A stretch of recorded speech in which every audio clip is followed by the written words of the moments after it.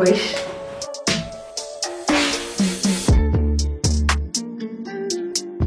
C'est le 1er janvier quand je tourne cette vidéo, donc avant toute chose, bonne année. J'espère que vous avez passé déjà une bonne année 2024. J'espère que vous êtes contents et contentes des lectures que vous avez pu faire.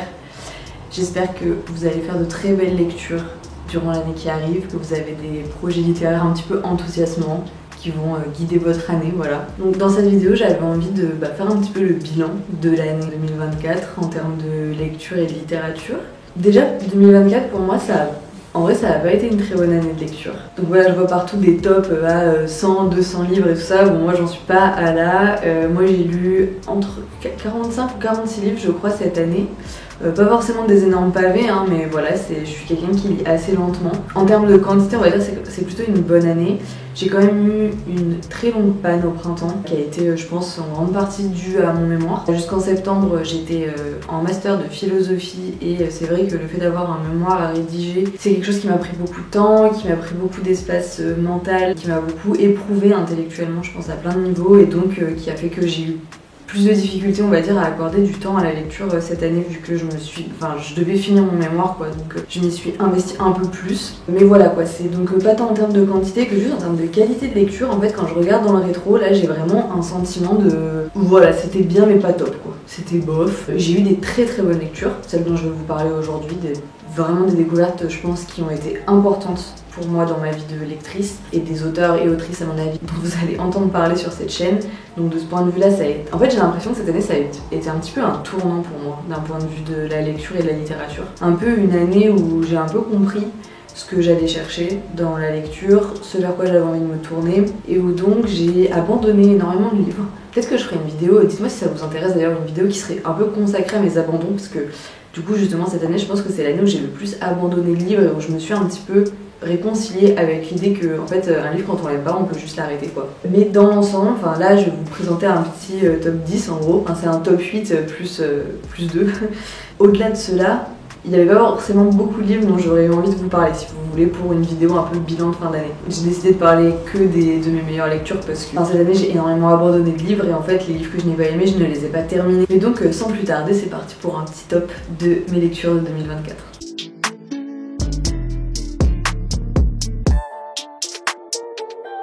Le premier livre dont j'ai décidé de vous parler, c'est un essai. C'est une lecture là que j'ai faite la semaine dernière en fait, donc une lecture toute récente. Donc c'est Sociologie de la prostitution de Lilian, je pense, Mathieu. Donc Lilian Mathieu, qui est un sociologue qui est spécialiste donc de la prostitution.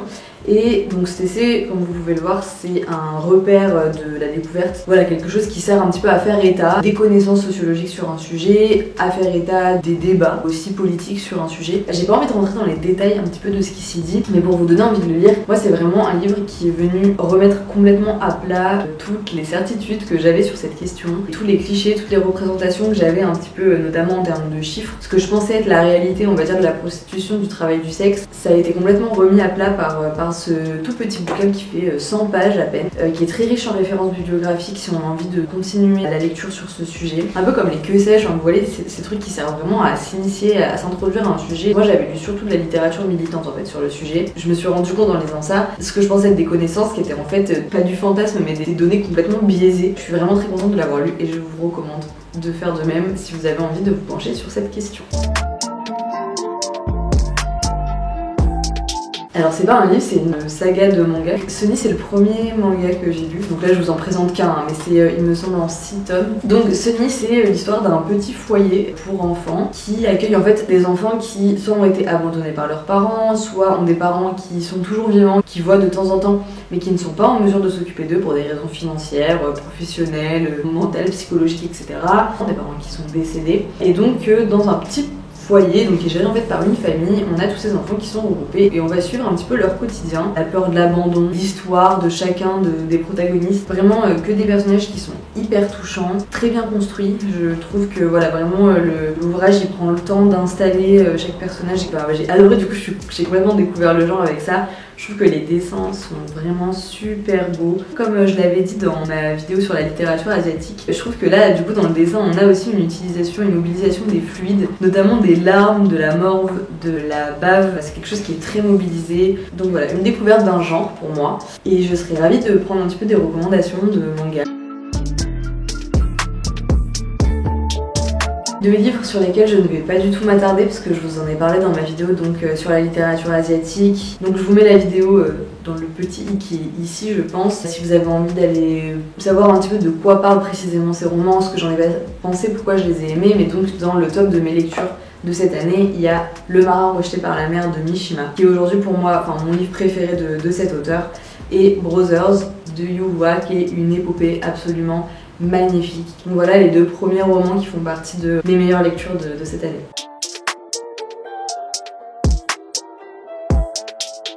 Ensuite, un roman qui a été vraiment, mais qui a marqué un tournant dans mon année, c'est L'amant de la Chine du Nord de Duras.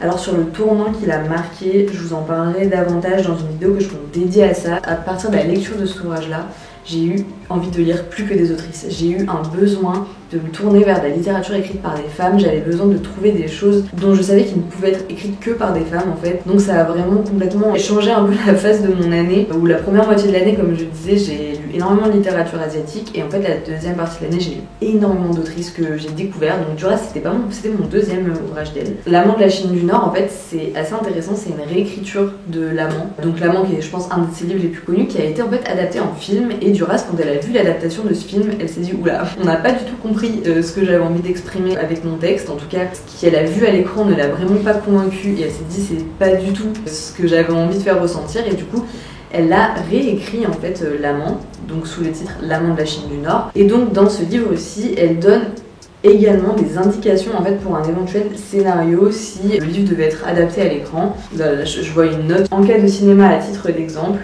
On filme la chambre éclairée par la lumière de la rue, donc voilà, où elle donne en fait des indications si on devait filmer, mais y compris où elle essaye un petit peu de clarifier ce qui pour elle en fait lie l'enfant et l'amant, parce qu'il faut savoir que donc en fait cette histoire c'est tout simplement une histoire pédocriminelle quoi, où en fait c'est une enfant de 14-15 ans qui a une relation avec un homme qui a plus de 25 ans, 25-30 ans, qui est une relation complètement dominatrice, qui se joue beaucoup sur l'argent, avec notamment la mère qui accompagne cette liaison complètement catastrophique, et en parallèle aussi beaucoup d'évocation de sa relation avec son frère qui a une dimension incestueuse importante. Bref, c'est un livre qui vraiment est assez choquant, enfin vraiment moi je trouve qu'on n'en sort pas indemne. Duras elle a une plume qui est extrêmement incisive, je trouve qu'elle mâche pas ses mots quoi. Du coup vraiment on se prend certaines choses dans la gueule. C'est une lecture que j'ai trouvée hyper violente et qui m'a complètement retournée. Comme je dis, qui a marqué un tournant là dans mon année, mais je pense en fait dans l'appréhension que je vais avoir de tout un tas d'œuvres maintenant, et notamment en fait romantisation en fait de relations pédocriminelles, qui est quand même quelque chose qui est assez présent dans la littérature, beaucoup trop présent,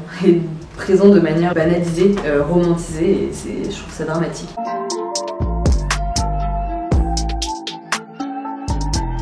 Ensuite, alors là, une découverte mais totale, S'il braille la cheveux. C'est un livre que j'ai récupéré à un événement politique. Bon, il était sur la table de la librairie du parti. Et en fait, à la base, je l'ai pris pour l'offrir à mon mec. Après l'avoir acheté, je crois, dans le train en rentrant, j'ai lu l'Incipit et je me suis dit, waouh, mais en fait, j'ai trop envie de le lire. Donc, je lui ai offert, mais je l'ai lu direct après et lui, il l'a toujours pas lu. Et ça a été, une découverte de fou. C'est un auteur dont j'avais déjà entendu parler mais que je connaissais pas particulièrement. Donc en gros on suit un homme noir aux États-Unis qui va en fait juste témoigner de par sa simple existence de toutes les conséquences tragiques du racisme sur la vie des gens, sur la sienne, sur celle de sa compagne. Alors je pense que vous pouvez vraiment l'aimer si vous aimez la littérature américaine en général. Moi j'ai retrouvé cet univers un peu poussiéreux, un peu très musical comme on peut avoir chez Faulkner, un peu chez Steinbeck aussi, et un côté aussi qui moi m'a fait penser à Boris Vian. Je trouve que voilà, on retrouve un petit peu de tout un tas de choses que Vian il écrit autour de la question du racisme. Mais vraiment voilà, c'était vraiment une trop bonne découverte. J'ai regardé un peu, mais franchement les autres livres qu'il a écrit cet auteur, moi ça m'attire pas du tout. Donc je sais pas si vous avez un avis un peu sur le reste de son œuvre, si c'est un auteur que vous connaissez, je serais curieuse de savoir si ça vaut le coup de continuer, parce que voilà, moi j'ai regardé un peu, j'ai l'impression que c'est surtout des polars et tout ça. Ça me branchait pas trop. Voilà, ça c'est encore une fois un texte qui est assez violent, très cru, très brut, mais une super lecture qui m'a complètement happée à un moment où j'étais en grosse panne.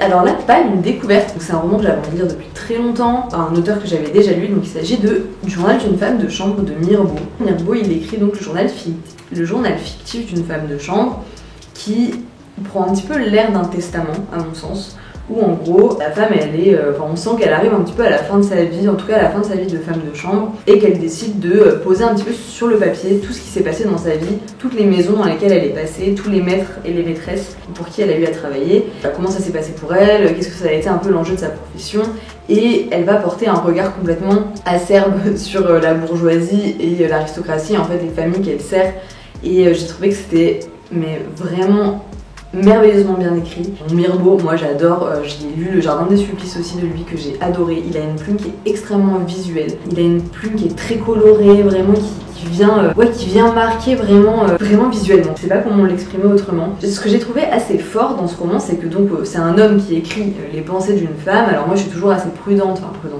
J'ai toujours un a priori un peu négatif à l'abord de ce genre de texte parce que je suis souvent tombée sur des textes où je trouvais que ça donnait quelque chose d'un petit peu voyeuriste, notamment sur les questions de sexualité. Alors, en fait, on se retrouvait avec un auteur qui fantasmait complètement les pensées des femmes, les envies, les désirs des femmes, etc.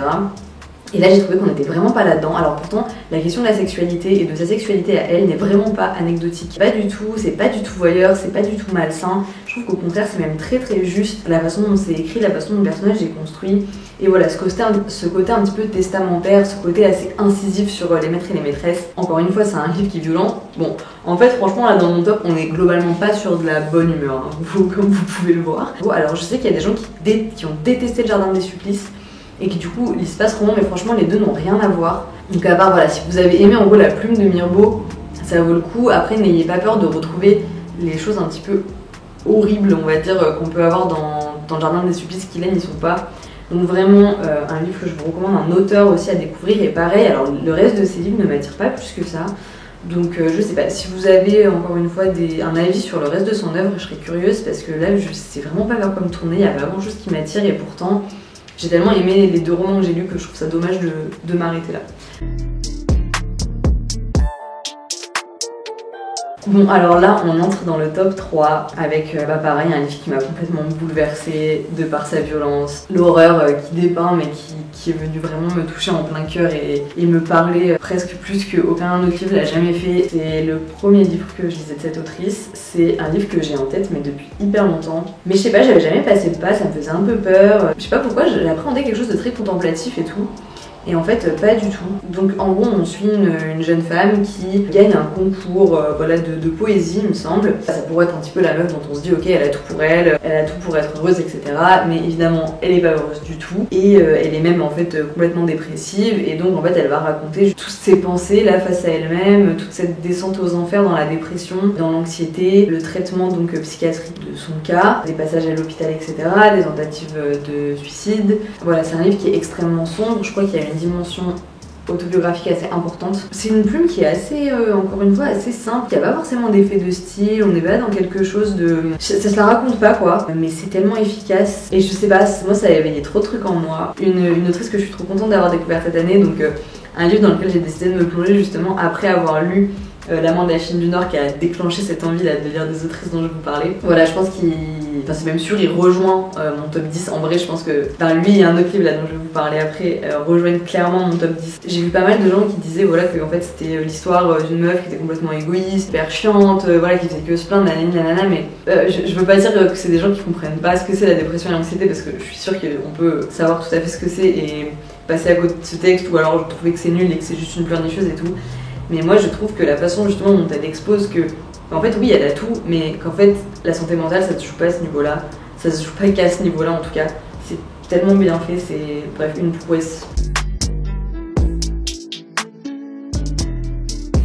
Avant-dernier c'était mon avant-dernière lecture romanesque de l'année, Humilié aux pensées de Dostoïevski. Avant j'avais un petit peu ritualisé en gros en décembre de lire un Dosto. J'aimais bien un peu conclure l'année avec ça. En plus comme c'est souvent des pavés, on s'installe dans le mois de décembre avec un livre long et tout ça, moi j'aime bien. Humilié aux pensées donc.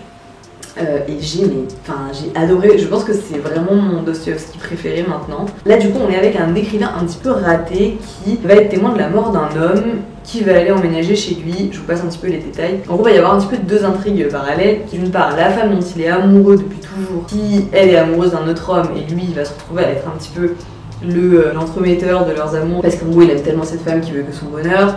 Et en parallèle il va avoir donc la petite fille de l'homme qu'il a vu mourir et chez qui il s'est installé qui va faire irruption dans sa vie. C'est une enfant, hein, vraiment. Et donc voilà, il va vouloir à tout prix sauver un peu cette gamine et la recueillir et s'occuper d'elle. Et donc il y a un petit peu ces deux intrigues en parallèle qui vont cohabiter avec beaucoup d'humour, avec beaucoup de rebondissements. Voilà, c'est très dramatique, c'est très Dostoïevskiesque quoi. Enfin, le personnage de la petite là, je sais plus comment elle s'appelle, genre faut savoir que moi j'oublie le nom des personnages à partir du moment où j'ai refermé le roman. Donc je viens de voir passer le nom là, c'est pour ça que je m'en rappelle, mais Alyosha, donc un autre personnage qui est l'homme dont la femme que le narrateur aime de tout son cœur est amoureuse. Donc ce mec là qui est le fils d'un prince, qui est vraiment que j'ai détesté. Alors pas, je vais pas m'en dire. Ça m'a pas rendu la lecture désagréable, mais genre vraiment cette personne, si je la rencontrais dans la vie, mais j'aurais envie de la démarrer quoi. C'est pas un mec là complètement dans les étoiles, complètement égoïste, complètement un peu naïf. Ah je sais pas, mais je l'ai détesté mais tellement fort. En plus il passe son temps à déblatérer des trucs. Bref, mais voilà les personnages de Dosto, une tuerie et vraiment là-dedans, banger.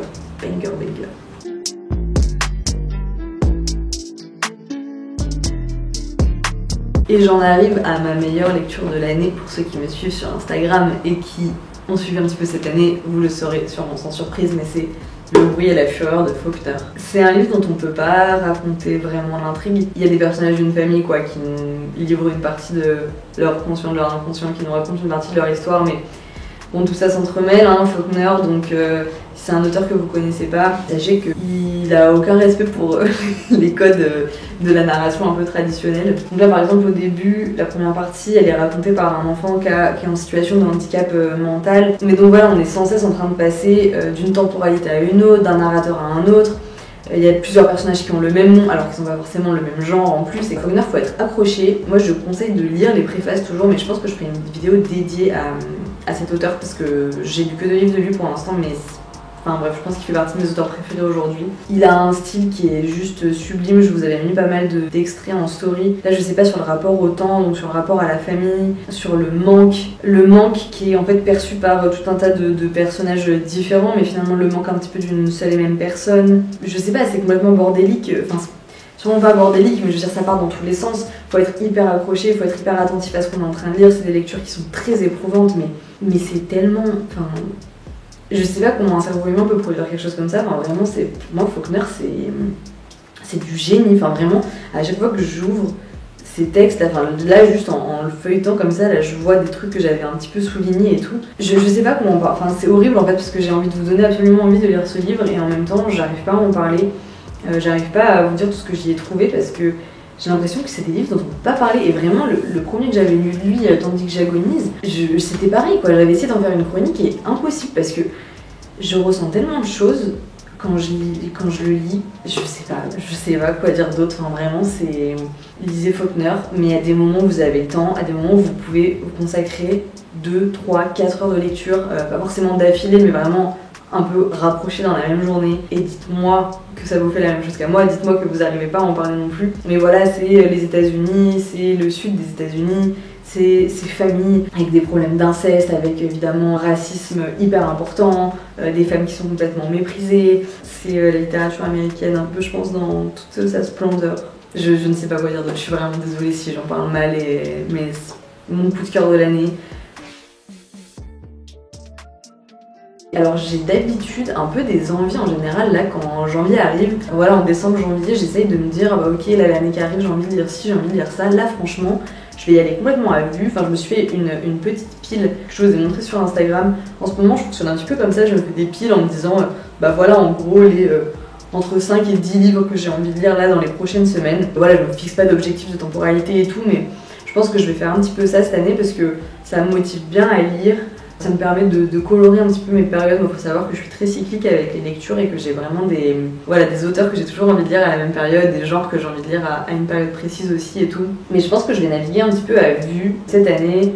J'ai entamé depuis hier la lecture de La recherche du temps perdu de Proust, qui je pense va aussi marquer en partie mon année. En tout cas pour l'instant j'adore ce que je lis. Voilà, j'ai plein d'envies, j'ai pas vraiment de fil conducteur. C'est marrant parce que je commençais en vous disant que c'était une mauvaise année et j'ai l'impression que finalement je conclue sur une note assez positive. Et je crois que du coup là le fait d'avoir parlé de mes lectures, ça me montre qu'en fait il y a quand même eu de très bonnes choses dans cette année-là. Écoutez, je serais très curieuse que vous me donniez un peu vous, alors pas forcément top 10, le nombre que vous voulez, mais voilà, qu'est-ce que c'était vos meilleures lectures de l'année? J'ai vu passer un petit peu plein de tops déjà.